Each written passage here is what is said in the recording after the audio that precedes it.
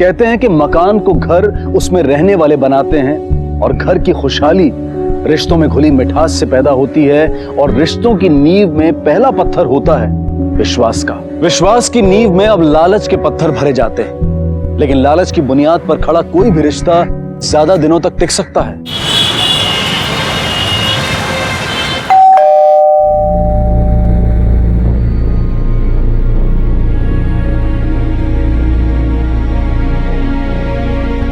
क्या हुआ तुम्हें? अरे सनी, तुम यहाँ पे टाइम पास कर रहे हो और हम वहाँ दुकान पे अकेले ही परेशान हो रहे थे। क्या हो गया? तुम दोनों का मुंह क्यों बना हुआ है? वो जिया जी, हम और दिव्या आज मिलने वाले थे। हम रेस्टोरेंट पे उसका इंतजार कर रहे थे पर वो आई नहीं। कई बार फोन भी ट्राई किया लेकिन फोन भी पिक नहीं कर रही। कॉलेज गया तो पता चला कि वो कॉलेज में भी नहीं है, और तो और उसका फोन भी नॉट रीचेबल आ रहा है। रुको, हम ट्राई करते हैं। The number you have called is currently not reachable. Phone तो नहीं लगा। रुको, हम देखते हैं।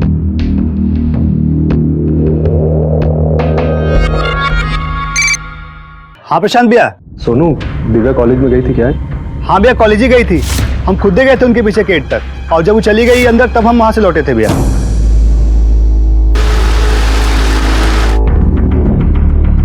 सर, दिव्या नाम है हमारी बहन, 22 साल की है, कॉलेज जाती है। आज सुबह वो कॉलेज गई थी लेकिन अभी तक घर नहीं लौटी है। आप कौन हो? सर, हम दिव्या के मंगेतर हैं। जल्दी हमारी शादी होने वाली है। सर, आज हम रेस्टोरेंट में मिलने वाले भी थे लेकिन वो आई नहीं। हमने सर कई बार कॉल भी किया लेकिन उसने पिक नहीं किया। हो सकता है अपने सहेली या दोस्त के साथ कहीं गई हो। नहीं सर, ऐसा तो कभी भी नहीं होता। वो कॉलेज से सीधा घर ही वापस आती है, और अगर कहीं जाती भी है तो हमें या कम से कम सनी को जरूर बताना। क्या ये शादी दिव्या की मर्जी से हो रही थी? जी सर, बिल्कुल दिव्या की मर्जी से ही शादी हो रही थी। सिंह, इनसे दिव्या का नंबर ले लो और दिव्या की लास्ट लोकेशन क्या है फाइंड आउट करो। सर, नंबर बताइए।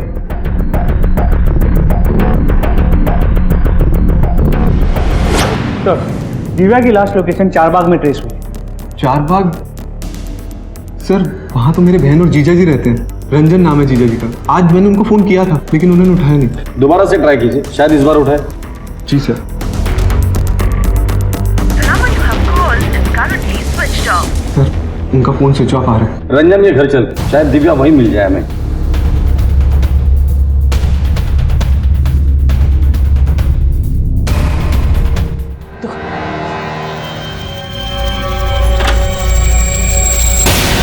दीदी, दिव्या आई थी क्या यहाँ पे? दीदी बोलो ना, दिव्या आई थी क्या?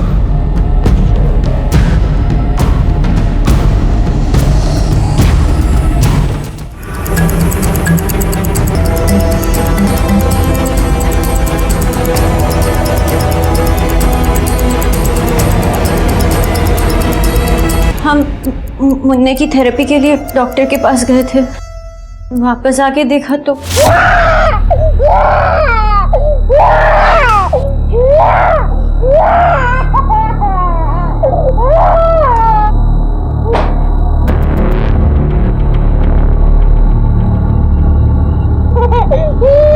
पानी लेकर आता हूं बेटा।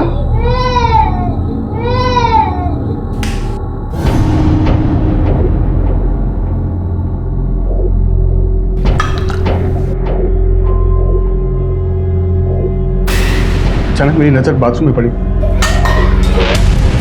मैंने देखा कि दिव्या बहुत बुरी हालत में बाथरूम में पड़ी हुई थी। आपने हमें कॉल क्यों नहीं किया?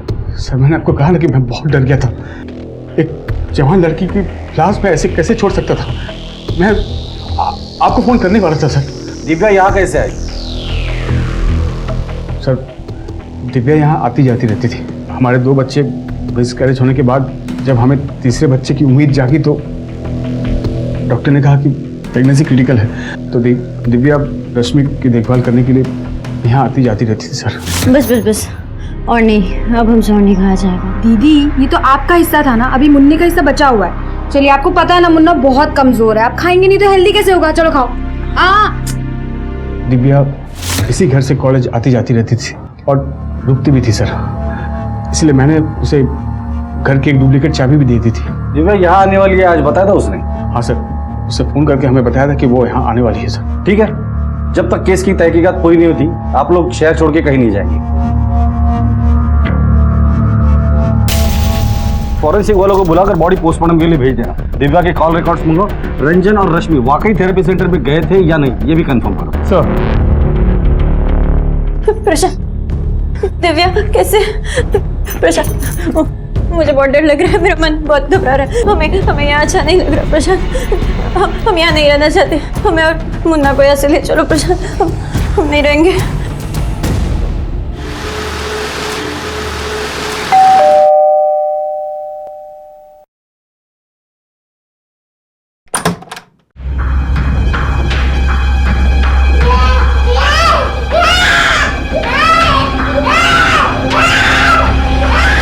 आपको हमारी रत्ती भर परवाह नहीं है तो ना सही, कम से कम अपने बच्चे के बारे में तो सोचा होता। वो तो अभी तक पैदा भी नहीं हुआ है और यहाँ इस हालत में हम अपनी तो जिम्मेदारी उठा नहीं पा रहे और आपने एक और जिम्मेदारी हमारे सर पे डाल दी। तुम कहना क्या चाहती हो? आपको पता है ना कि दीदी मुन्ना को लेकर कितना परेशान रहती है। इस वजह से दिन पर दिन उनका मानसिक संतुलन बिगड़ता जा रहा है। और माँ जी को तो ना परिवार की कोई चिंता है और ना ही दुनियादारी की। तो बचा कौन है इस घर में? हम क्या कर लेंगे अकेले? देखो साधना, हम जानते हैं कि तुम माँ बनने वाली हो, लेकिन तभी तो कह रहे हैं इस घर में रखा क्या है? पति पत्नी अपने घर जाके रहे ना। देखो साधना, हम समझ सकते हैं पर तुम भी समझने की कोशिश करो। रंजन जीजाजी बीच बीच में आते जाते रहेंगे और इस वक्त हम उनकी मदद नहीं करेंगे तो फिर कौन करेगा? और कुछ ही दिनों की तो बात है। आज अगर दिव्या हमारे साथ होती तो ऐसा कोई मसला ही नहीं होता। हमारा भाई भी दिव्या की मौत से बहुत परेशान है। तुम सो जाओ, इस वक्त तुम्हारे लिए इतना सोचना ठीक नहीं है। बच्चे पर असर पड़ता है, तुम आराम कर लो।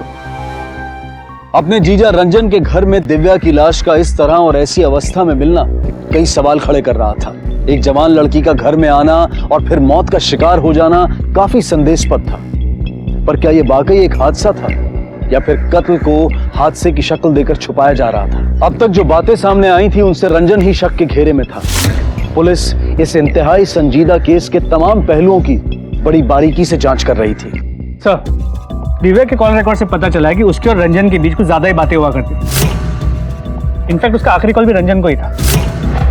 और उसका मंगेतर क्या नाम था उसका? सनी।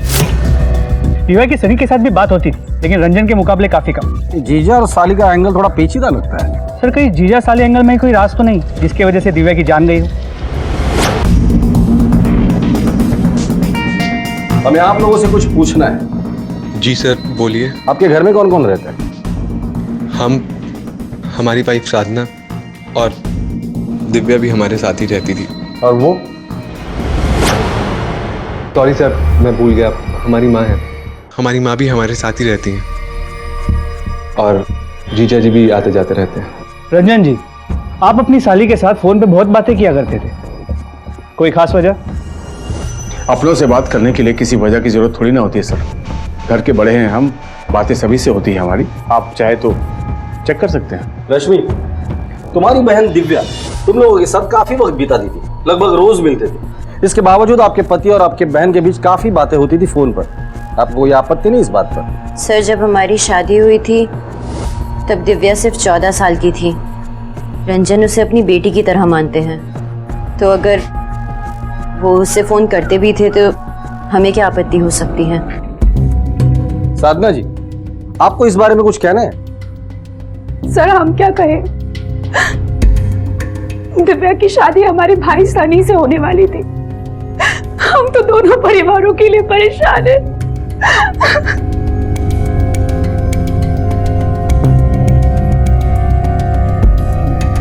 माँ जी, हमें दिव्या के बारे में आपसे कुछ पूछना है। माँ जी,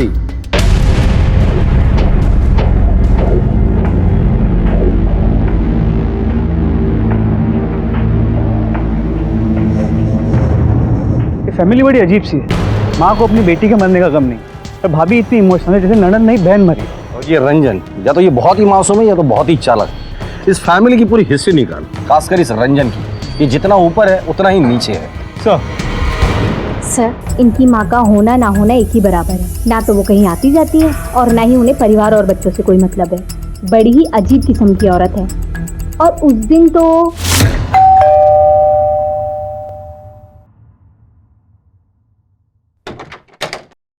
भाभी आप? हाँ दिव्या, प्रसाद लेके आए थे, पूजा थी ना घर में। ये लो। आप आइए, हम बर्तन लेकर आते हैं। हाँ। अब प्रणाम मौसी जी, अब माता रानी का प्रसाद लाए थे, लीजिए। मौसी जी, मम्मी वो प्रसाद। और उस दिन तो इतना कुछ हुआ भी नहीं था कि जमुना मौसी ने अपनी सगी बेटी को थप्पड़ खींच दिया। सगी बेटी मतलब कोई सौतेली बेटी भी? हाँ साहब, रश्मि और प्रशांत मौसी के सौतेली बच्चे हैं। उन तीनों को देखकर कभी लगता ही नहीं था कि रश्मि सौतेली बेटी है। सर कुछ दिन पहले दिव्या की सगाई हुई थी, सगाई भी बहुत जल्दबाजी में किए थे, और सर सगाई के बाद शादी भी बहुत जल्दी होने वाली थी।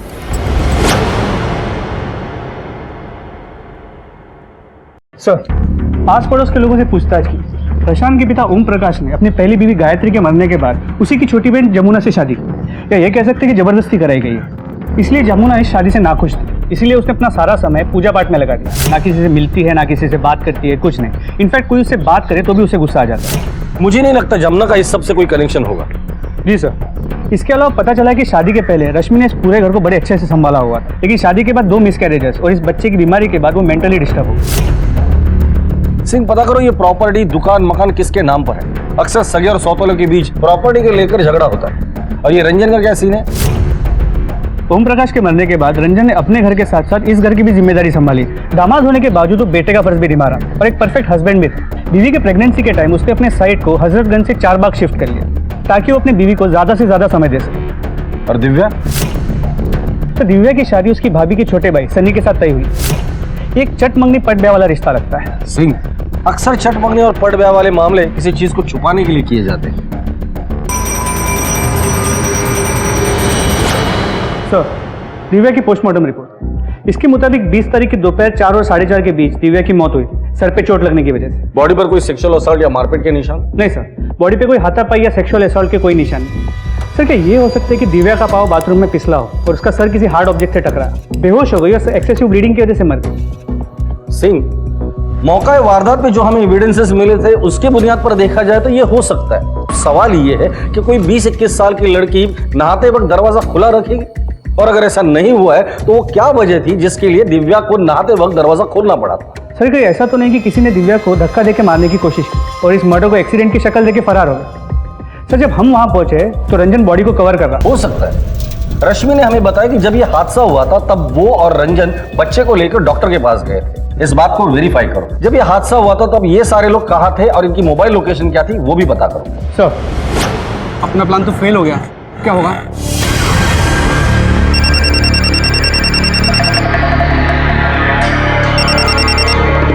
हेलो सर, ये आप क्या कह रहे हैं? सर आपने तो कहा था कि 1 महीने बाद। सर, इतना सारा पैसा मैं अचानक से कहां से कर पाऊंगा सर? थोड़ा वक्त तो दीजिए सर, मेरी परेशानियों को समझिए सर। हेलो सर, बात तो सुनिए सर। हेलो जी हाँ, रंजन जी और रश्मि जी आए थे अपने बच्चे को लेकर कल, और लगभग 3 घंटे तक वो यहीं थे। पूरे परिवार की हादसे के वक्त की मोबाइल लोकेशन चेक की, किसी की भी लोकेशन उस एरिया की नहीं। रश्मि और रंजन की मोबाइल लोकेशन उस एरिया की थी जहां वो बच्चे को थेरेपी के लिए ले गए। मैंने डॉक्टर से वेरीफाई किया। ये सनी और दिव्या की शादी जल्दबाजी में हो रही थी, दोनों के बीच कोई लव वाला एंगल था? तो इन्वेस्टिगेशन में ऐसी कोई बात सामने नहीं है। सबका कहना है कि ये चट मंगनी पट ब्याह वाला मामला है।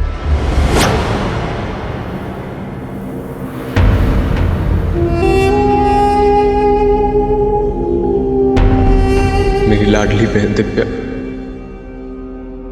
ये सब कैसे हो गया तुम्हारे साथ? क्या क्या सपने सजाए थे तुम्हारे लिए? सर, हम पहली बार दिव्या से दीदी की शादी में मिले। हमें वो पसंद आ गई थी। हमने दीदी से सारी बातें शेयर करी। दीदी ने दिव्या से बात भी किया, लेकिन उसने मना कर दिया। हम बिल्कुल भी निराश नहीं हुए सर, लेकिन हमें मालूम था कि वो शहर में पली बड़ी है और हमारे साथ शादी करके वो गाँव नहीं जाएगी। इसलिए हम प्रशांत जीजा जी के साथ दुकान पर काम करने लगे। लेकिन कुछ दिनों बाद हमने फिर से दीदी के जरिए अपनी शादी की बात छेड़ी और इस बार दिव्या मान गई और हमारी सगाई हो गई सर। सगाई के बाद दिव्या का बर्ताव कैसा था? मेरा मतलब है उसके बर्ताव में कुछ बदलाव आया था? नहीं सर, ऐसा कुछ नहीं था। हम बाहर मिलने लगे थे, लेकिन हमें धमकी भरे कॉल आने लगे थे सर। धमकी भरे कॉल? किससे? वो तो हमें पता नहीं, लेकिन हाँ, बार बार हमें फोन करके धमकाने लगा। बोलता था कि दिव्या से दूर रहे, शादी मत कर उससे, वो सिर्फ हमारी है। और तो और सर, एक बार हमारा एक्सीडेंट भी हुआ था बाइक से।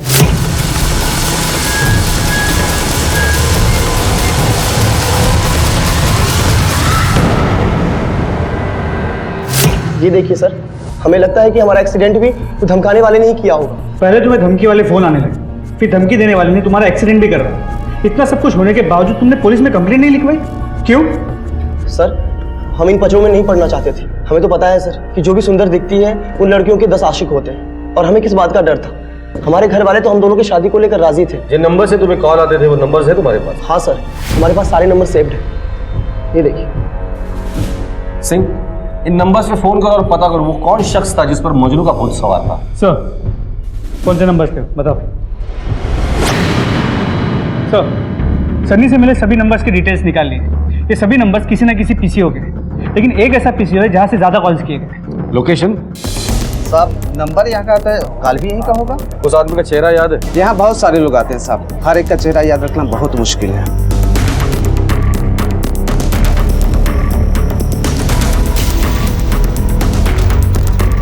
आपकी दुकान के बाहर जो सीसीटीवी है 10 तारीख का 4:17 का मुझे फुटेज चाहिए। ठीक है सर, मिल जाएगा। फॉरवर्ड करो थोड़ा। हाँ बस। इस आदमी को जानते हो? हाँ साहब, इसे पहचानता हूँ, ये अक्सर यहाँ आता रहता है। ये सब जनता कॉलेज में पढ़ता है। जनता कॉलेज? जी साहब। सर, इसी कॉलेज में तो दिव्या भी पढ़ती थी।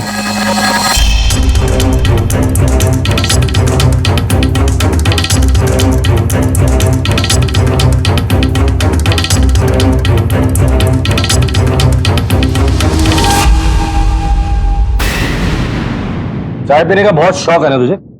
पुलिस स्टेशन की चाय पी के देख ले, स्ट्रांग वाली। सर, हम दिव्या से बहुत प्यार करते थे, उसके लिए हम कुछ भी कर सकते थे। 1-2 बार बोलने की हिम्मत भी की, लेकिन हम उससे बात नहीं कर पाए।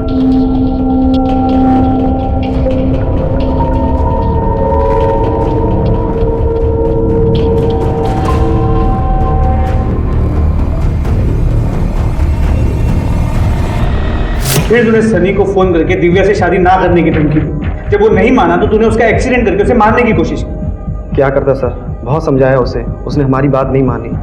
सर, हम दिव्या को किसी और के साथ नहीं देख सकते।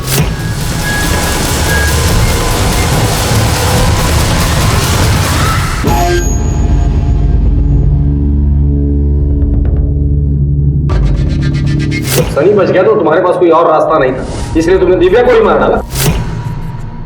कैसी बात कर रहे हैं सर, उसकी मौत हमारे लिए किसी सदमे से कम नहीं है।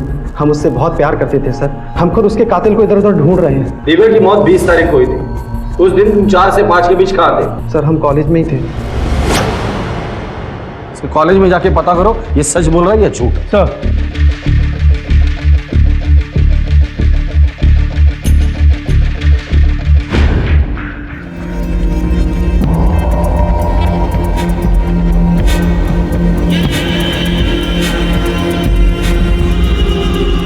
मुन्ना? रश्मि? रश्मि, मुन्ना कहाँ है? रश्मि? रश्मि, मुन्ना कहाँ है? कौन? क्या? अरे मुन्ना कहाँ है? मुन्ना नहीं दिख रहा, कहाँ है मुन्ना? मुन्ना? मुन्ना? साधना? सर, मैंने अच्छे से क्रॉस चेक किया। दिव्या की मौत के वक्त आदित्य कॉलेज में ही था, लेकिन उसके दोस्तों से बात करके और उसके कॉल रिकॉर्ड से कंफर्म हुआ है वो पूरा दिन कैंटीन में था। सिंह, एक बात मुझे खटक रही है। इस आदित्य ने सनी को धमकी दी, उसका एक्सीडेंट भी करवाया, लेकिन इस सनी ने उफ तक नहीं किया। अब ये सनी इतना जिगर वाला भी नहीं और ना ही इतना सीधा कि इन सारी धमकियों को इग्नोर करके वो दिव्या के साथ शादी करने के बारे में सोचे। इस सनी की कुंडली निकालो। सर, साधना? साधना? अरे मुन्ना नहीं दिख रहा, कहाँ है मुन्ना? कहाँ चला गया? मुझे नहीं पता, मैं तो बाहर गई थी। अरे आप रुकिए, मैं माँ जी से पूछो, जल्दी जल्दी पूछो। माँ जी, माँ जी, माँ जी, आपने मुन्ने को देखा? माँ जी, मैं आपसे पूछ रही हूँ। हाँ, क्या, कहाँ है मुन्ना? पता नहीं कहाँ गया। क्या?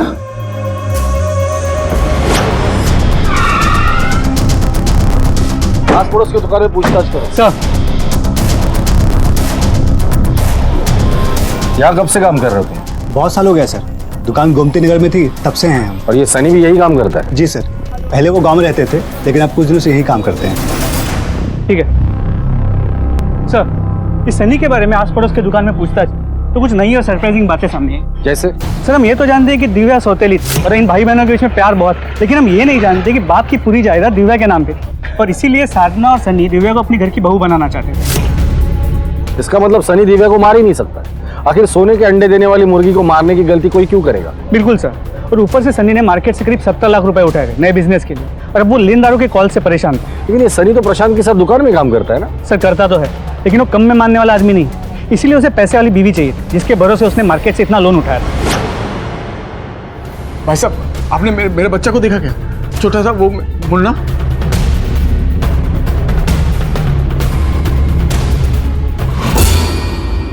सर मेरा बच्चा नहीं मिल रहा सर। एक मिनट बैठो। सर मेरा बच्चा नहीं मिल रहा सर, मैंने उसको बहुत ढूंढा लेकिन कहीं नहीं मिला। देखिए मैं बहुत परेशान हूँ, देखिए इसका फोटो। बच्चे को आखिरी बार कब देखा था? सर आखिरी बार जब हम लोग जब थेरेपी करके प्रशांत के घर लौटे तो बच्चा घर पर ही था। फिर मुझे कुछ काम से कंस्ट्रक्शन साइट जाना पड़ा, फिर खाना खाने जब आए तो घर पर नहीं था सर। बच्चा जब गुम हुआ था तो घर पर और कौन कौन था? सर उस वक्त घर पर रश्मि और माजी थी और बाद में साधना बाहर से आई थी।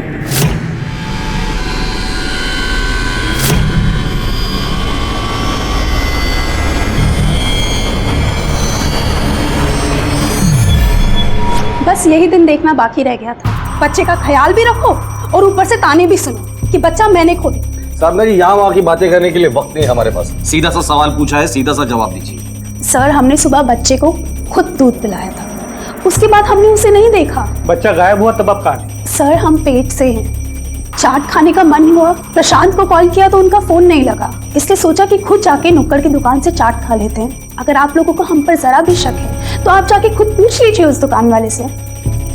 माँ जी जब बच्चा गायब हुआ था आप कहाँ थी?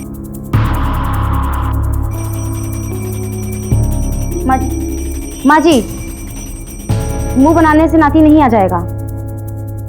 आपकी बेटी का खून हुआ है और नाती गायब है। चलिए बोलिए। कोई जिए या मरे हमें कोई फर्क नहीं पड़ता और हमें कुछ नहीं पता कि मुन्ना कहाँ गया, उसे कौन ले गया। रंजन जी हो सकता है कि आपके बच्चे को किसी ने पैसों के लिए किडनैप किया हो। अगर फिरौती के लिए कॉल आता है तो आप सबसे पहले हमें इन्फॉर्म करेंगे। वैसे हम लोग भी आपके बच्चे को ढूंढने की पूरी कोशिश करेंगे।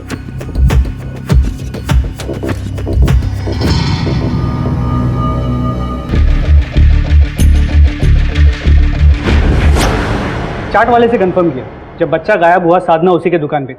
मैंने कांस्टेबल तिवारी को प्रशांत के घर पे नजर रखने के लिए मुफ्ती में तैनात किया है। सिंह एक और बात मैंने नोटिस की, दिव्या की लाश रंजन के घर पे मिली। अब रंजन का बच्चा गायब है। इन दोनों केसेस को क्लोजली ऑब्जर्व करो तो ऐसा लगता है कि शायद कोई तो है जो रंजन से बदला लेना चाहता है और उसने पहले से ही ये सब कुछ प्लान किया हुआ है। आखिर इनमें से ऐसा कौन हो सकता है जिसको रंजन का बच्चा उठवाने से फायदा मिले? साधना, प्रशांत, जमुना, सनी, रश्मि या खुद रंजन?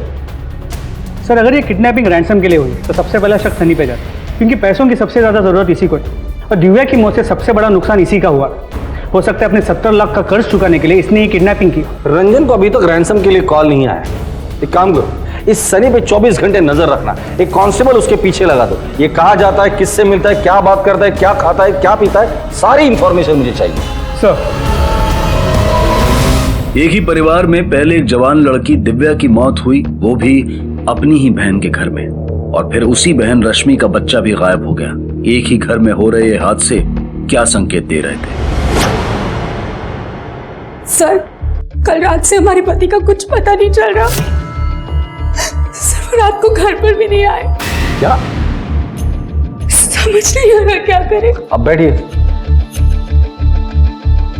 आखिरी बार आपके पति की कब बात हुई आपसे? सर कल सुबह घर से नाश्ता करके दुकान के लिए निकले थे, रात को वापस घर नहीं आए। मैंने बहुत इंतजार किया सर, उनका फोन क्यों नहीं लग रहा। सोचा कि एक बार सोनू को दुकान पे फोन करके पूछ लेती हूँ, पर सोनू ने बोला कि सोनू इतनी रात हो गई है, तुम्हारे भैया घर नहीं आए। भैया तो आज आए नहीं थे।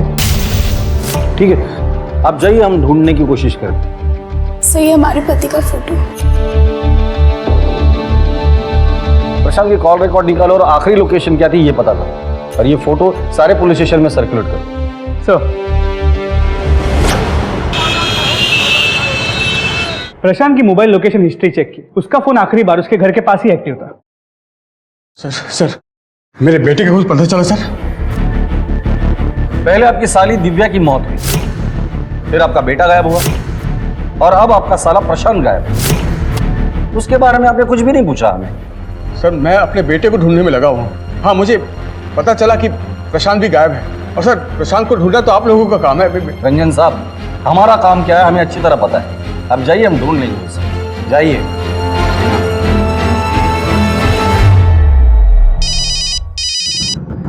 हेलो, क्या? ठीक है, हम आते हैं। सर मार्केट के पीछे वाले नाले के पास एक नवजात बच्चे की लाश मिली। सर पोस्टमार्टम रिपोर्ट से पता चला है कि बच्चे को गला दबा के मारा गया, और उसे उसी दिन मारा गया जिस दिन वो मिसिंग हुआ। जिस दिन बच्चा गायब हुआ उसके बाद से ही प्रशांत भी गायब है। ये ऐसा तो नहीं कि बच्चे को मारने के बाद ये छूमंतर हो गया। सर आप लोगों के जो मन में आता है आप लोग कह देते हैं। सर आपको तो पता है कि हमारे पति खुद दीदी और मुन्ना को हमारे घर लेकर आए थे, तो भला वो ऐसा कैसे कर सकते? एक बार तो हमें दीदी की बहुत चिंता होती है, वो कब तक ऐसे मुन्ने की वजह से अपनी जिंदगी खराब करती रहेंगी। और वैसे भी पता है, अगर किसी बच्चे को जन्म से पहले ही सांस लेने में प्रॉब्लम होना, वो कभी भी ठीक नहीं होती है।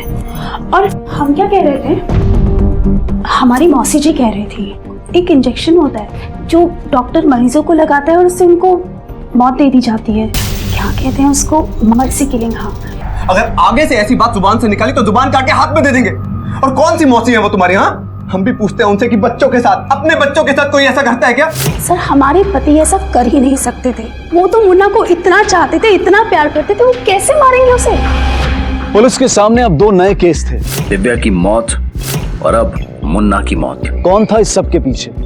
कौन था जो किसी खास मकसद से इस घर को अपना निशाना बना रहा था? इतना तो साफ था कि एक ही घर में एक के बाद एक होते हादसे किसी बड़े तूफान का संकेत दे रहे थे।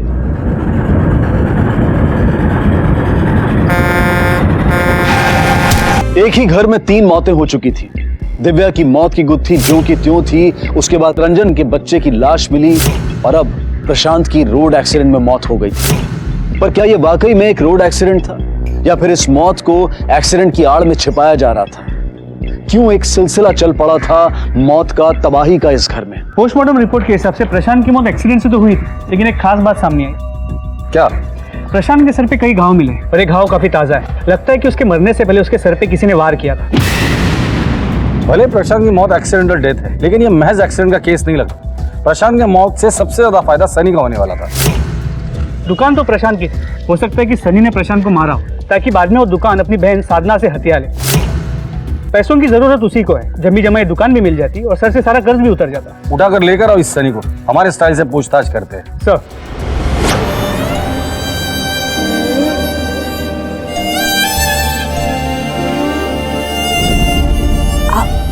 पापा बनने वाले। ओह माय गॉड, मैं पापा बनने वाला हूँ, और तुम मम्मा? अरे यार, तुमने मुझे कितनी बड़ी गुड न्यूज दी है। मैं पापा बनने वाला हूँ। ये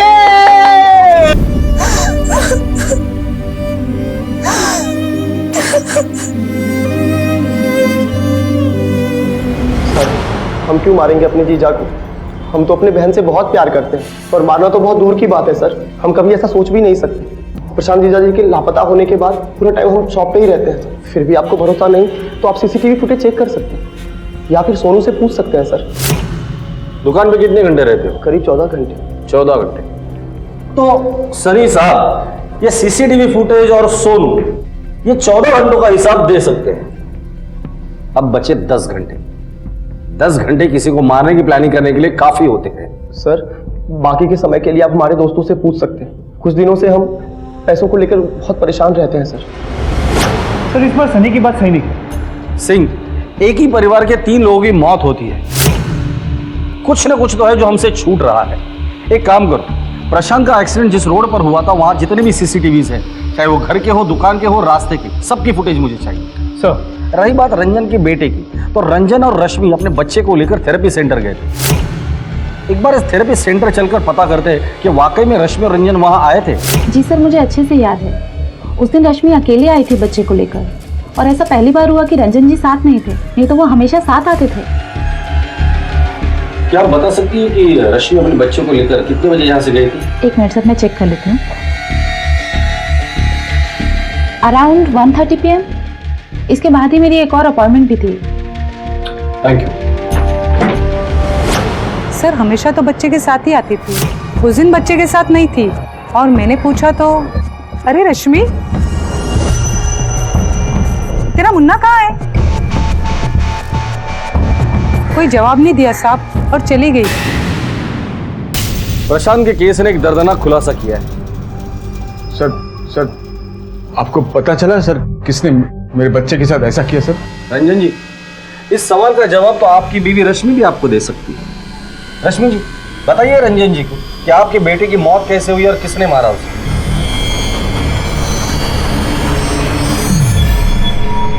चलिए मैं आपकी मदद कर देता हूं।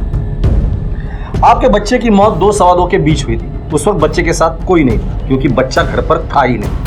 दरअसल रश्मि जी बच्चे को लेकर घर पर आई ही नहीं। ठीक कह रहा हूं ना मैं रश्मि जी? रश्मि, ये लोग क्या कह रहे हैं? बोलो बोलो कि सब झूठ बोल रहे हैं। बोलो रश्मि, तुमने कुछ नहीं किया। बोलो रश्मि। हम नहीं मारा है, हम नहीं मारा अपने बच्चे को। सोचिए आपने क्या किया हमारे साथ, हमारी बहन के साथ। मैंने खुद अपने कानों से तुम्हारे दिव्या से अनैतिक संबंध के बारे में प्रशांत और तुम्हारी बातें सुनी थी। जीजा जी, जीजा जी, क्या बात है प्रशांत? क्या है? दिव्या के कबर्ड से मिला क्या है ये? बताओ क्यों मारा दिव्या को? प्रेग्नेंट थी इसलिए? प्रशांत चुप, तुम्हारा दिमाग खराब हो गया क्या? मैंने दिव्या को नहीं मारा। अगर दिव्या प्रेग्नेंट होती तो पोस्टमार्टम रिपोर्ट में पता नहीं चलता क्या? तुम दुनिया को अगर बताओगे ना तो देखो तुम्हारी दूसरी बहन का घर टूट जाएगा। सोच लो। हम वही सोच रहे थे कि पहले तो दिव्या ने सनी के साथ शादी के लिए हाँ बोल दी, लेकिन बार बार उस शादी को टालती रही। समझ ही नहीं आ रहा था हमें कि क्यों कर रही है वो ऐसा। यही जानने के लिए हमने सोनू को दिव्या के पीछे लगवाया था ताकि हमें पता चले कि वो कहाँ जा रही है, किससे मिल रही है। जो आपने किया है ना उसकी सजा मैं आपको जरूर दिलवाऊंगा। मैं अभी पुलिस को फोन करता हूं। क्या बता तू? क्या लगता है ये फोन तोड़ने से मैं पुलिस को नहीं बताऊंगा? अरे मैं प्रशांत, प्रशांत, प्रशांत, हम अपने बच्चे के बारे में इतने पागल हो गए कि आपने हमारे ही सामने, हमारे घर में, हमारी बहन के साथ, इसलिए हमने मान डाला। अपने ही हाथों से अपने बच्चे को मार डाला। मार डाला।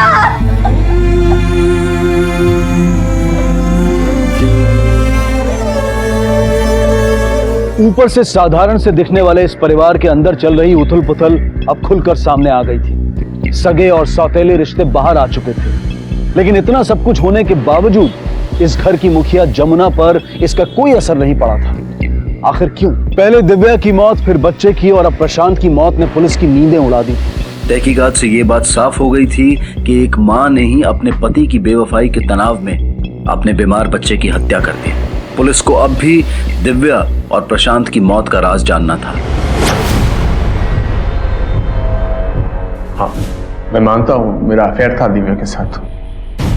दिव्या के साथ रहने के लिए, उसके पास रहने के लिए मैंने अपनी साइट हजरतगंज से चारबाग शिफ्ट कर ली थी, क्योंकि उसका कॉलेज वहां से पास पड़ता था। मैं जाता था बाइक पे उससे मिलने के लिए। अफेयर तो रजामंदी के साथ ही होता है सर। मैंने कोई जोर जबरदस्ती नहीं की दिव्या के साथ। और आप लोग बताइए कि कानून की कौन सी किताब पे लिखा है कि अफेयर करना गुनाह है? लिखा तो नहीं है, पर रंजन साहब, कोई भी गुनाह करने के पहले आप क्या कानून की किताब पढ़ते हो फिर गुनाह करते हो क्या? मैं बताता हूं आपको कि गुनाह क्या है। प्रशांत के साथ आपने जो किया ना वो गुनाह है। सर, प्रशांत की मौत एक एक्सीडेंटल मौत थी। सीसीटीवी फुटेज है हमारे पास। हाथ में डंडा लेकर उसके पीछे भाग रहे थे तुम।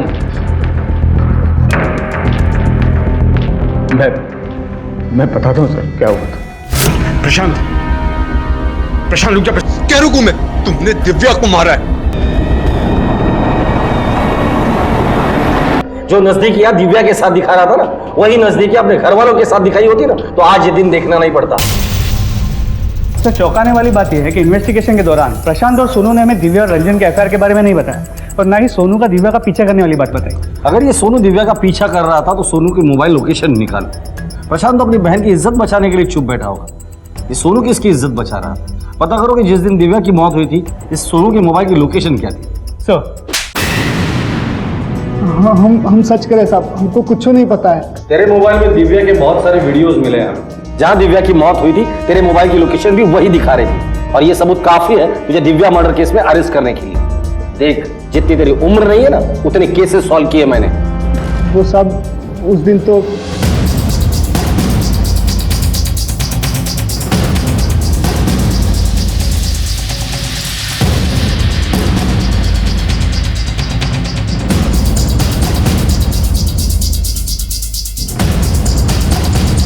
हमारे यकीन कीजिए सर, हम नहीं माने दिव्या को। तो ये बात तूने जब हम तहकीकात कर रहे थे तब क्यों नहीं बताई? अब क्या बताते सर कि हम उस दिन वहाँ क्या करने के लिए गए थे और अंदर बाथरूम में क्या देख रहे थे। हम फंसना नहीं चाहते थे साहब। दिव्या की अचानक हुई मौत ने कई ढके छिपे राज बाहर फेंक दिए। रंजन और दिव्या के रिश्तों में घुली नजदीकियां इस सारे फसाद की जड़ साबित हुई। रश्मि को एहसास हुआ कि बच्चे पर ज्यादा ध्यान देने से पति हाथ से निकल गया और उसने इसी तनाव में अपने ही बच्चे की जान ले ली ताकि पति का सुख पा सके। रंजन और प्रशांत के बीच भी यही तनाव उसकी मौत का कारण बना। रंजन और रश्मि को भी सजा हो गई, पर सबसे ज्यादा नुकसान में रही साधना। उसने अपना पति खोया और उसके बच्चे ने अपना पिता।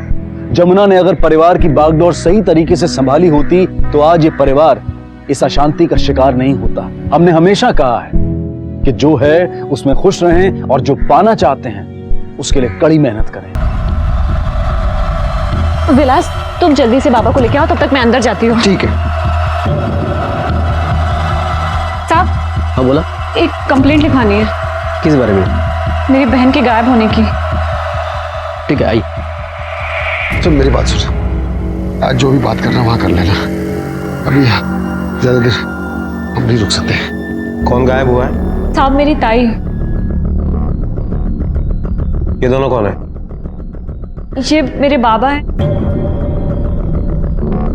ये विलास है मेरा मंगेतर। इनसे मेरी शादी होने वाली है। बैठिए। नाम क्या है तुम्हारे ताई का? आरती शिर्के, मनसे लग्न आदि अंबेडकर। कहाँ से गायब हुई है वो? अपने ससुराल से। कब से गायब है? साहब 6 महीने से। 6 महीने से? 6 महीने से आपकी बेटी गायब है और आपको कंप्लेंट करने की अब सूझी? नहीं साहब, ऐसी बात नहीं है। हमें भी आज ही आरती के ससुराल वालों ने बताया कि आरती हमारे पास 6 महीने पहले आई थी, लेकिन साहब आरती हमारे पास आई ही नहीं। आपको आज पता चला? मतलब इतने समय तक आपने अपनी बेटी से संपर्क करने की कोशिश भी नहीं की? साहब ये गलती हुई है, 6 महीने तक हमारी बेटी से कोई बातचीत नहीं हुई। आज हमने जब फोन किया तो पता चला कि वो अपने ससुराल में नहीं है। महिला सशक्तिकरण, अपनी पहचान, अपने पैरों पर खड़े होना, पुरुषों के साथ कंधे से कंधा मिलाकर चलना, ये सारी दावेदारियां आज भी हमारे समाज में खोखली लगती हैं जब हम आरती जैसी किसी लड़की की कहानी सुनते हैं। और दुख की बात तो यह है कि आंकड़ों में भी आरती जैसी लड़कियों की गिनती घटने की बजाय बढ़ती हुई दिखाई दे रही है। आज भी लड़की माँ बाप के लिए एक बोझ है जिसे वो जल्द से जल्द किसी दूसरे के हवाले कर अपनी जिम्मेदारी से मुक्ति पाना चाहते हैं। कहने को तो ससुराल और मायका 2 घर होते हैं, लेकिन एक पर भी वो अपना अधिकार नहीं दिखा सकती। क्या आरती इसी कड़ी का हिस्सा थी? क्यों उसके ससुराल वालों को और मायके वालों को उसकी कोई खबर नहीं थी? क्या हुआ था उसके साथ? क्यों उसके पिता और बहन ने पिछले 6 महीने से उससे बात नहीं की थी? आखिर क्या राज था इस सब के पीछे? तो जब इतने अरसे से आपने उससे बात नहीं की तो आज क्या जरूरत पड़ गई? मधु और विलास की शादी की तारीख पक्की करने विलास के घर वाले हमारे घर आए थे। बहुत खुशी का माहौल था, इसलिए शादी की तारीख 24 सितंबर को निकली है। अब सिर्फ 3 महीने रह गए तैयारी में। अभी डेट भी फिक्स हो गई है तो मेरी बात मानो, गुस्सा छोड़ दो, ताई को बुला लो। हाँ मधु, विलास ठीक कह रहा है। ये झगड़ा वगड़ा भूल जाओ और ताई को फोन लगाओ। ठीक है बाबा, आप लोग जैसा बोले। चलो मैं फोन लगा के देता हूँ।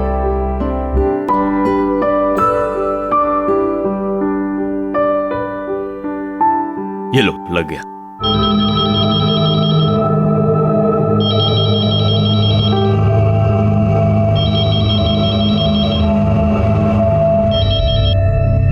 हेलो हेलो वीना ताई, मैं मधु बोल रही हूँ, आरती की बहन। चलो शुक्र है तुम लोगों को हमारी याद तो आई। देखो अब तुम दोनों बहनों का झगड़ा खत्म हो गया हो तो आरती को घर वापस भेज दो। आरती और श्वेता के बिना घर सुना सुना लगने लगा है। वापस भेज दूं मतलब? देखो मधु, बिगड़ने वाली कोई बात नहीं है, पर 6 महीने से श्वेता को लेकर आरती मायके गई हुई है। अब हमारे बारे में भी तो सोचो। आस पड़ोस के लोग अब पूछने लगे हैं हमें। पर ताई तो है ही नहीं यहाँ पे। क्या क्या हुआ मधु, क्या बोल रहे हैं वो लोग? बाबा वो कह रही हैं कि ताई वहाँ पे नहीं है। क्या मतलब 6 महीने से आरती के साथ उसकी बेटी भी गायब है? हाँ साहब। ऐसा क्या झगड़ा था तुम्हारा आरती के साथ? साहब ऐसे कोई झगड़ा नहीं मतलब कोई झगड़ा नहीं था, वो तो आपसी मनमुटाव था थोड़ा। ऐसा क्या मनमुटाव था कि आपने अपनी बेटी से 6 महीने तक बात नहीं की? साहब मैंने कई बार अपनी बेटी को फोन लगाने की कोशिश की, लेकिन मुझे डर था कि कहीं वो नाराज ना हो, इसलिए मैंने फोन नहीं लगाया। ये गलती हुई साहब, इसकी सजा आप मुझे दे सकते हैं, लेकिन मेरी बेटी को ढूंढो साहब। मुझे डर है कहीं उन लोगों ने उसके साथ। किन लोगों? उसके ससुराल वालों ने? नहीं साहब, वो ससुराल कहाँ? बार्शी में साहब।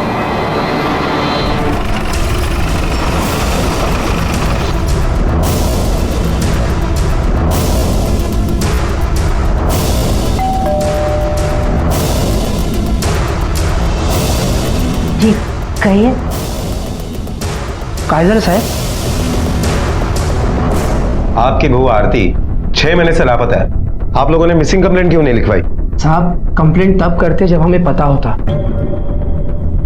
वो तो आज उसकी बहन मधु का फोन है तब पता चला कि आरती गायब हो गई है। क्या हुआ? ये कौन है? साहब हमाजा लहान भाऊ, आरती का हस्बैंड। आपने आरती के मोबाइल पे फोन करके पूछने की कोशिश नहीं की कि वो कहाँ है, कैसी है? नहीं साहब। क्यों? क्योंकि उसके पास मोबाइल है ही नहीं साहब। क्या आज के जमाने में भी आरती के पास मोबाइल नहीं था? साहब मैंने उसे लेटेस्ट मोबाइल दिया था पर वो यूज ही नहीं करती थी और बिल भी भरना पड़ता था ना साहब, इसलिए मैंने नंबर ही बंद करवा दिया। तो आप लोगों ने आरती के मायके में किसी के साथ भी फोन पर बात करने की कोशिश क्यों नहीं की? साहब हम ऐसे ससुराल वाले नहीं हैं कि बहू के जाते ही दूसरे दिन मायके में फोन करके पूछे कब आ रही है कब आ रही है, और वहां भी उसे जीने ना दे। अब फोन करते तो किसे करते साहब? उस मधु को। साहब मुझे तो लगता है इस मधु का ही हाथ है हमारी आरती को कुछ करने के पीछे। किसी ने क्या किया और क्या नहीं इसका पता तो हम करवा ही लेंगे। फिलहाल तो आप मुझे आरती का वो नंबर दे दीजिए जो वो यूज करती थी। साहब मेरे पास है, मैं देता हूँ। और हमें आरती और श्वेता के फोटोग्राफ भी चाहिए। लिखा मैं सर, ये आरती और श्वेता के फोटोग्राफ्स है। आरती अपने ससुराल से कब निकली, कुछ पता चला? आरती के ससुराल वालों का कहना है कि 8 जनवरी को ही आरती अपने मायके के लिए निकली थी। मोरे, ये दोनों फोटोग्राफ्स आसपास के सारे पुलिस स्टेशन में सर्कुलेट करवा दो, देखो क्या इन्फॉर्मेशन मिलती है। आरती जिस नंबर को यूज करती थी उसके 8 महीने पुराने कॉल रिकॉर्ड्स आए हैं सर। इसमें एक ऐसा नंबर है जिस पर वो काफी बात करती थी। किसका नंबर है? सर ये नंबर किसी विलास करमरकर के नाम पर रजिस्टर है। 1 महीने में तूने 52 बार आरती को फोन किया, जबकि उसने तुझे सिर्फ 12 बार फोन किया। इतना क्यों फोन कर रहा था आरती को? परेशान कर रहा था? सर मैं क्यों परेशान करूं? वो होने वाली साली है मेरी। होने वाली? हुई नहीं। तूने आरती को इतना तंग किया कि आखिरकार उसके पति को उसका मोबाइल नंबर बंद करना पड़ा। सर आप जैसा सोच रहे हैं वैसा कुछ नहीं है सर। आरती और मधु का झगड़ा चल रहा था, मैं बस सॉल्व करने की कोशिश कर रहा था। ऐसा क्या झगड़ा चल रहा था जिसमें सुलह करवाने के लिए तुझे पूरा महीना आरती को फोन करके मनाना पड़ा? बोल। सर उस दिन देखिए शिरके साहब, हमारी खोली रिडेवलपमेंट में जा रही है और जैसी खबर पक्की होगी मैं उसे बेचकर एक दुकान मयूर को दूंगा। वैसे भी हमारे पास सब कुछ इन दोनों का ही तो है। किशोर जी आप भूल गए, आपने दुकान दे दी है इसको, उससे 5 दुकानें हो गई इसकी। शर्म करो शर्म करो, हद होती है झूठ बोलने की। इतने साल हो गए लटका के रखा है हमें। नहीं इस बार सच में देने वाले। तू गप्पा बसा। देखिए अगर बिल्डर बाबा को इतने सालों से लटका के रखा है इसका मतलब ये नहीं कि आप बाबा की बेइज्जती करते जाएंगे। मधु, ये क्या तरीका हो बड़ों से बात करने का? तुझे तमीज नाम की कोई चीज है भी या नहीं? ताई मुझे तमीज सिखाने की बजाय अपने ससुराल वालों को देखिए। जो कि दहेज के लिए बाबा की बेइज्जती किए जा रहे हैं। अरे देवा देवा, अरे आरती बता इसे, हमारे ऊपर दहेज लेने का इल्जाम लगा रही है। अरे शादी होने के बाद कभी हम तुझे परेशान किया?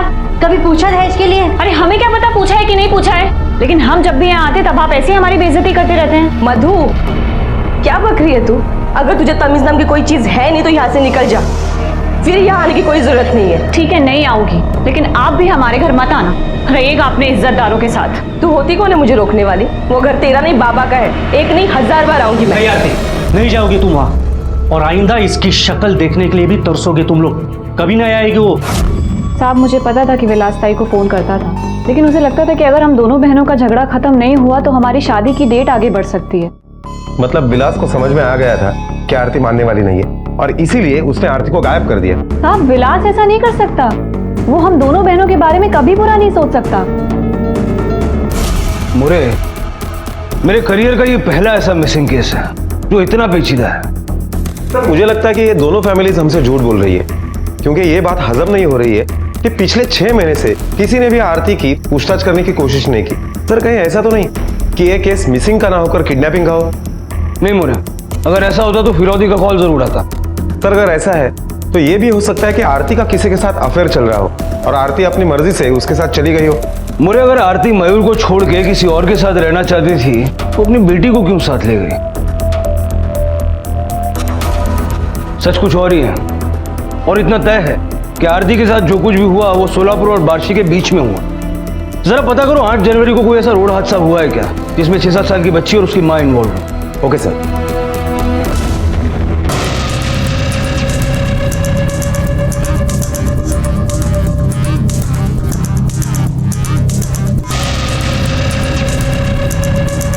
सर, 8 तारीख को ऐसा कोई भी हादसा या कोई भी केस नहीं मिली जिसमें किसी माँ और बच्चे का इन्वॉल्वमेंट हो। पड़ोसियों से बातचीत करके कुछ हाथ लगा? सर, ज्यादातर लोगों की आरती के बारे में राय अच्छी ही है, किसी के साथ कोई बदतमीजी नहीं करती थी, ससुराल में भी कोई प्रॉब्लम नहीं था। हाँ, 1-2 लोगों का कहना है कि बहुत एटीट्यूड में रहती थी, बहुत घमंड था उसे। मामा, तुम चाह दे, इसका मतलब है कि घूम फिर के हम फिर वहीं आ गए। सर, आरती के बारे में एक नई बात पता चली है कि वो शादी से पहले किसी डॉक्टर शाह के यहाँ पर काम करती थी, और इसी वजह से उसे मेडिकल का नॉलेज भी था। डॉक्टर शाह? आरती शिर्के, मतलब आरती अंबेकर, आपके क्लिनिक में काम करती थी? जी हाँ, आरती मेरे ही क्लिनिक में काम करती थी, और यहीं पर मयूर ने आरती को पसंद भी किया। इंस्पेक्टर, आरती बहुत अच्छी लड़की। क्या शादी की वजह से उसने काम छोड़ दिया? जी नहीं, ऐसी बात नहीं है। शादी के बाद भी उसने नौकरी कंटिन्यू की, लेकिन जब वो प्रेग्नेंट हो गई तो उसने काम छोड़ दिया। इनफैक्ट उसकी बेटी श्वेता मेरे ही क्लिनिक में पैदा हुई। उसके बाद वो वापस आई थी काम पर? जी नहीं, लेकिन हाँ, उसके कुछ महीनों बाद वो अपनी बहन मधु को यहाँ लेकर आई थी, और उस दिन यहाँ बहुत शोर शराबा भी किया। शर्म नहीं है तुम दोनों को ये सब करते हुए? ताई, हम आपकी मदद लेने आए हैं, गालियां सुनने नहीं। अगर आप हमारी मदद कर सके। मधु, अबॉर्शन का मतलब भी जानती हो तुम? और तुम्हारी हिम्मत भी किसी शादी से पहले ये सब करने की? मुझे पता है तुमने इसे भड़काया होगा। नहीं ताई, सोचा होगा कि जो कुछ भी होगा इसे झेलना होगा, तुम तो साफ बच जाओगे, है ना? ताई, ये क्या कह रहे हो आप? सोचा था आप बहनों में हालत समझोगी मेरी, लेकिन आप तो। चलो विलास, चलो यहाँ। हाँ, जाओ। आरती, तुम रो क्यों रही हो? और वैसे भी आजकल ये आम बात हो चुकी है, तुम्हें उसे डांटने के बजाय समझाना चाहिए। चलो बुलाओ उसे, और तब तक मैं नर्स को बोलकर अबॉर्शन की तैयारी करवाता हूँ। अबॉर्शन में कितनी तकलीफ होती है ये वो नहीं जानती, इसलिए इतने आराम से कह रही। जिस पे बीतती है उसको पूछो। तुम ये सब कैसे कह सकती हो? कहीं तुम्हारा अबॉर्शन? मुझे लेट हो रहा है, मैं चलती हूँ। सर, हमारी इंक्वायरी मधु और विलास के खिलाफ ही जा रही है। ये भी हो सकता है कि इन दोनों ने आरती और श्वेता के साथ कुछ किया हो और अब हमारे सामने कबूल करने से मना कर रहे हो। बिल्कुल हो सकता है, क्योंकि आरती को इन दोनों का रिश्ता पसंद नहीं था, दोनों के पास मकसद था। सर, एक बस कंडक्टर ने आरती का फोटो पहचाना है, त्याला मी घेऊन आलोय. घेऊन आतमध्ये आणा. ठीक है सर. हाँ सर, मैं सोलापुर से मुंबई के लिए बस लेके गया था. यही थी ना वो? इसके साथ एक 6-7 साल की बच्ची भी थी. हाँ सर, मुझे साफ साफ याद है. यही औरत बैठी थी बस में और इसके साथ एक छोटी लड़की थी. लेकिन साहब वो औरत कुछ बोल नहीं रही थी, शांत शांत लग रही थी. कहाँ का टिकट लिया था उसने? साहब मुझे ऐसे लग रहा था कि औरत कुछ सदमे में थी, तो मैंने बच्ची को पूछा, तो बच्ची ने कहा कि बस जहाँ तक जा रही है वहाँ का टिकट दे दो। तो फिर मैंने उन्हें मुंबई के 2 टिकट दे दिए। मुंबई में लास्ट स्टॉप पे उतरे थे? नहीं साहब, मुंबई तो पहुंची नहीं, पता नहीं बीच में कहाँ उतर गई। मुझे ऐसा लगता है कि हाईवे पे जब बस चाय पानी के लिए रुकी ना, तभी ये दोनों उतर गई। सोलापुर से मुंबई तक जहां जहां तुम्हारी बस रुकी सभी जगहों के नाम लिखवा दो, पढ़े लेंगे। Okay sir. मोरे, इन सभी पुलिस स्टेशन से कांटेक्ट करो। Okay sir.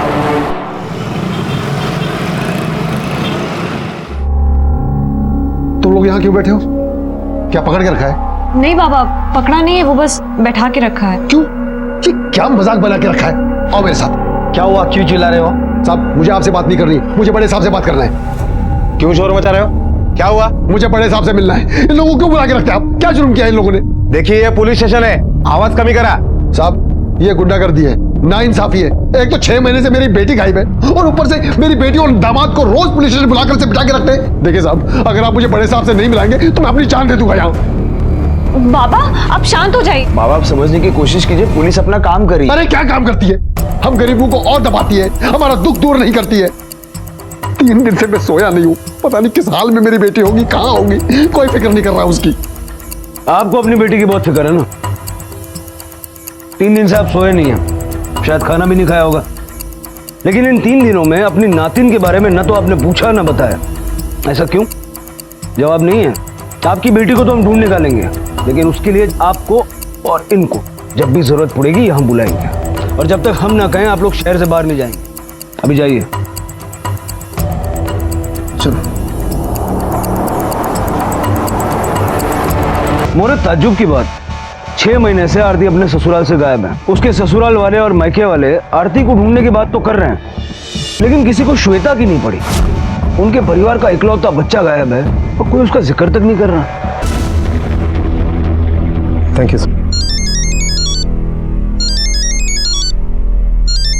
हेलो सर, देखा आपने, आजकल गरीब से गरीब आदमी को भी मोबाइल की जरूरत और आदत है। जबकि आरती के हस्बैंड का कहना है कि आरती के पास इसलिए मोबाइल नहीं था क्योंकि वो उसे यूज ही नहीं करती थी और बेकार में बिल भरना पड़ता था, जबकि मयूर की खुद की मोबाइल की दुकान है। सर, मुझे लगता है कि आरती के गायब होने के पीछे जरूर कोई साजिश है। हो सकता है कि जानबूझ के उसने आरती का फोन बंद करके रखा हो, वरना मयूर की दुकान में तो इतने सारे मोबाइल पड़े होंगे, कोई भी उठा के दे सकता है। मोरे, इस मयूर की दुकान है कहाँ? ये लीजिए ना, फिर ये भी आपके बजट में बैठ रहा है। एक काम करो ना, कदा दुसरा दाखवा ना।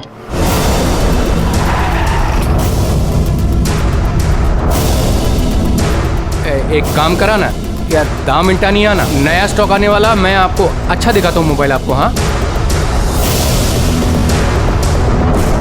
साहब, आरती का कुछ पता चला? नहीं, अब तक तो कुछ नहीं पता चला, लेकिन जल्दी पता चल जाएगा। वैसे मैं एक पर्सनल काम के लिए तुम्हारे पास आया हूँ। मैं अपने बीवी को मोबाइल गिफ्ट देना चाहता हूँ, और तुम तो मोबाइल के बारे में बहुत कुछ जानते हो। कौन सा मोबाइल अच्छा रहेगा? भाऊ, मैं दिखाऊँ इन्हें मोबाइल? मैं संभालता हूँ ना यहाँ, तू जा अंदर काम कर। हाँ,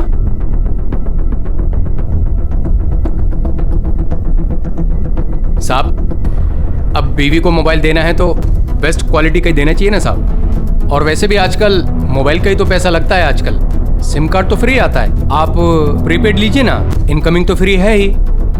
इतना कुछ मोबाइल के बारे में जानते हो, सिम भी फ्री आता है, इनकमिंग भी फ्री है, तो अपने बीवी को फोन क्यों नहीं दिया? और जब उसका फोन था वो बंद कर दिया उसके गायब होने के 1 महीने पहले, क्यों?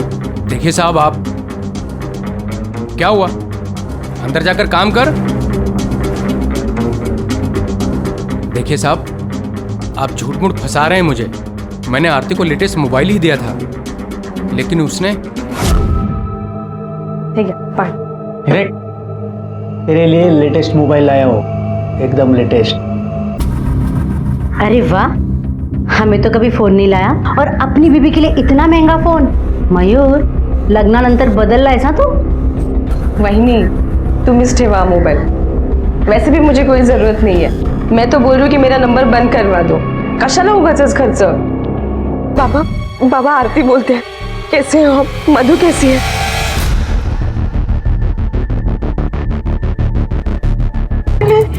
अरे काय गोंधळ चाललाय? वही नहीं, ये देखो, हमारे बारे में अपने बाप से चुगली कर रही थी, शिकायत कर रही थी हमारी। अरे तूने उसे फोन ही क्यों लेके दिया? फोन उनटाक तो फोन। कचरा फूडू, हाँ? ये तो सेकंड हैंड में भी बिक जाएगा। एक काम करता हूँ, इसका ना नंबर ही बंद करवा देता हूँ। फिर देखता हूँ कैसे फोन करती है। नंबर बंद करके कोई फायदा नहीं है। सुहाना नहीं थी, उसे तो मैं सबक सिखाऊंगा। हमारे समाज ने बड़ी चालाकी से ग्रंथों और मंदिरों में औरत को देवी घोषित कर दिया और घरों में उनकी हालत जानवरों से भी बदतर कर दी। एक से एक भयानक तरीके निकाले उन्हें प्रताड़ित करने के। दिमाग को इस कदर गुलाम बना दिया कि वो अपना हक मांगने से भी डरती है। वो सिर्फ बोझ, जिम्मेदारी और बड़ी आसानी से खानदान को बेइज्जत करने का सामान है। और यही सोच शायद आरती पर भी हावी थी। इसीलिए उसने अपने पिता के घर से डोली और पति के घर से अर्थी निकलने की कहावत को सच करने के लिए अपने आप को ही मार लिया था। और उसके साथ साथ उसकी बच्ची भी पिस रही थी। एक नर्क से निकलकर वो दूसरे नर्क में जा पहुंची थी। उसके साथ क्या हुआ था, क्यों हुआ था, अब वो कहाँ है और किस हालत में है, पुलिस इस सब की तलाश में जुटी थी। और धीरे ही सही पर सफलता उनके हाथ लग रही थी। जगन, हाई। ओ भाऊ, देख, ये मोबाइल ये एड्रेस पे दे क्या? ठीक है। आणि त्यांना सांग मोबाइल अच्छा चल रहा है, काही प्रॉब्लम नहीं। ओके भाऊ। ठीक है, हाँ। सुन, आइंदा यहाँ पुलिस आएगी ना तो अपना मुंह बंद रखने का, चुपचाप अंदर चले जाने का, समझा? ठीक है भाऊ। जा।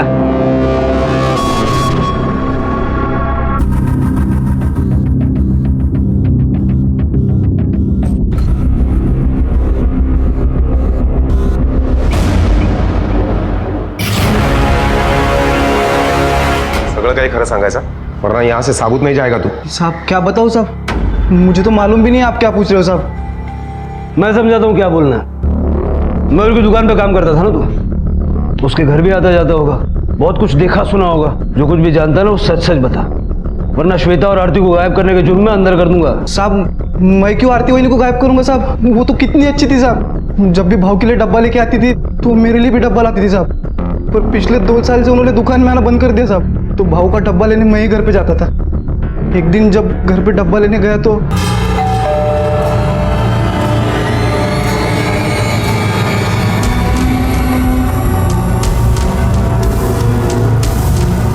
वहीनी, घर में सब ठीक चल रहा है ना? सब ठीक है, ये डिब्बा लो और जल्दी जाओ, भाऊ को भूख लगी हुई है। जी ठीक है। कितने दिन पहले की बात है? यही कोई साहब 10-11 महीने पहले की बात है। उसके बाद दुकान में क्या हुआ? साहब दुकान में जाके मैंने मयूर भाई को सब बताया। फिर भाऊ। हाँ बोल। भाऊ वो मैं घर पे खाना लेने गया था। हाँ।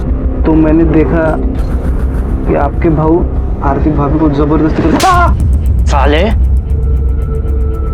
मैंने तुझे घर खाना लाने के लिए भेजा था और तू वहां जाकर ताकझाक कर रहा है। नहीं भाऊ। हाँ? बदनाम करने की कोशिश कर रहा है हमें? नहीं। ये अपने काम से काम रख, समझा? आइंदा ऐसा किया ना तो उसी वक्त नौकरी से निकाल दूंगा, समझा? मोरे पूरी शिरके फैमिली को उठाओ, क्योंकि अगर जगन की बात सच है तो हो सकता है कि इन्हीं लोगों ने आरती और श्वेता को गायब किया हो। और जितना जगन ने बताया वो उस अत्याचार का सिर्फ एक हिस्सा है जो आरती ने झेला है। उससे कहीं ज्यादा अत्याचार इन लोगों ने आरती पे किया है।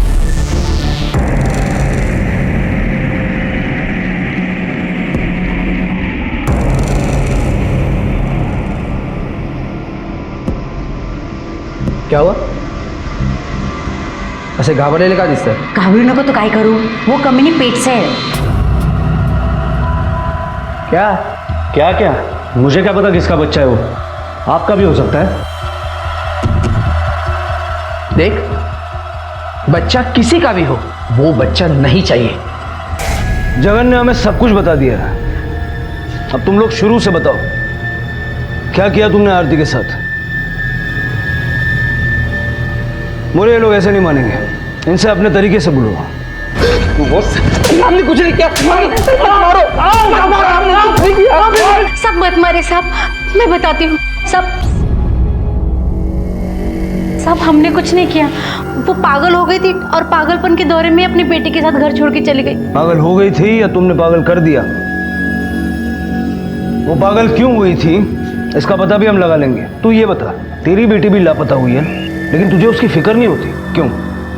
क्योंकि मुझे पता नहीं वो मेरी बेटी है। बहुत की साहब,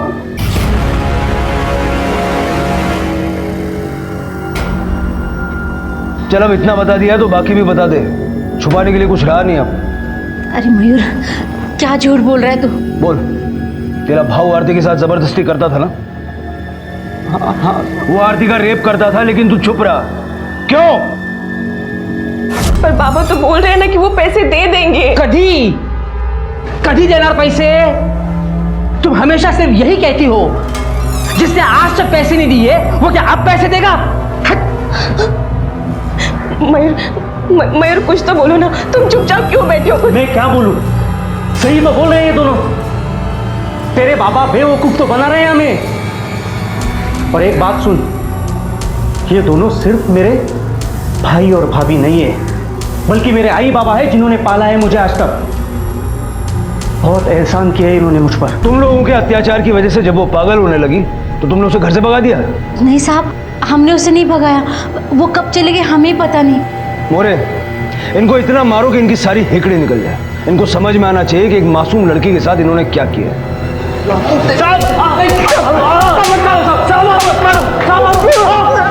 सर, आपके लिए फोन है। पीआई प्रदीप पवार बोलते हैं। वज्रेश्वरी पुलिस स्टेशन से सब इंस्पेक्टर संदीप चौधरी बोल रहा हूँ। सर, हमें यहाँ पे चोरी के इल्जाम में एक छोटी बच्ची मिली है। होली से तो ये लड़की भिखारी लगती है, लेकिन इस लड़की की शक्ल उस लड़की से काफी मिलती जुलती है जिसकी आपने फोटोग्राफ मिसिंग कंप्लेंट के लिए हमारे पास भेजी थी। उस बच्ची के साथ एक औरत भी होगी? नहीं सर, उसके साथ कोई औरत नहीं थी। ठीक है, हम जल्द से जल्द वहां पहुंचते हैं। Thank you.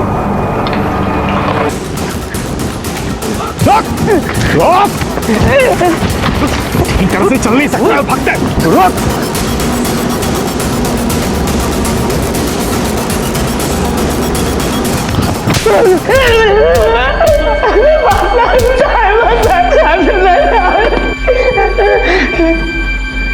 बोल, वो औरत तुझे कहाँ मिली?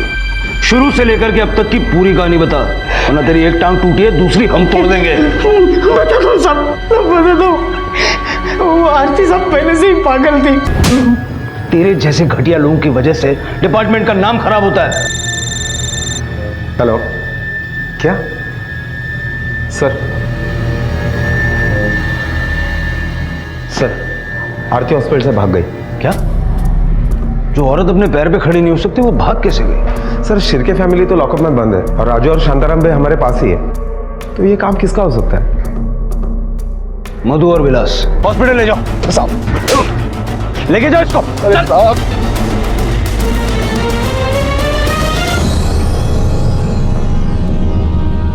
जलाता नहीं तो और क्या करता साहब? वैसे भी वो जिंदा लाश थी, एक बोझ बन गई थी वो समाज में। कैसे किसी को मुंह दिखाता? बोझ वो नहीं, बोझ तेरे जैसे सोच वाले लोग हैं। और जब बाप होकर तू नहीं समझा उसे, तो ये समाज क्या समझेगा? क्योंकि वो भी तो तेरे जैसे लोगों से बना है। काश उसे मिटाने की जगह उसे बचाने की, उसे जिंदा रखने की कोशिश करता तो तेरे इस समाज को भी एक उदाहरण मिलता। आरती और आरती जैसी हर लड़की की प्रताड़ना के लिए हम सब जिम्मेदार हैं। जो सभ्य होने का दिखावा तो करते हैं, लेकिन अपने घरों की अदृश्य जेलों में अपनी लड़कियों को कैद करके रखते हैं। उनमें आत्मविश्वास भरने की बजाय उन्हें कमजोर होना सिखाते हैं, जिसकी वजह से वो अपने ऊपर होने वाले हर अत्याचार को अपना नसीब समझ लेती हैं। आज की सीख उन तमाम लड़कियों के लिए है जो अपने आप को कमजोर मानकर दूसरों के लिए जीती हैं। जब ये अपने लिए जीना लड़ना चाहेंगी, तभी ये समाज उन्हें जीने देगा। इसी विचार के साथ अब मैं अनूप सोनी आपसे विदा लेता हूँ। फिर मुलाकात होगी अगले एपिसोड में एक और चौंका देने वाले केस के साथ। तब तक अपना और अपने परिवार का ख्याल रखें और देखते रहें क्राइम पेट्रोल डायल 100। सबक एक को, सीख हम सबको। जय। क्राइम पेट्रोल के और भी दिलचस्प कहानी देखने के लिए हमारे चैनल को सब्सक्राइब करें और बेल आइकॉन दबाना न भूलें।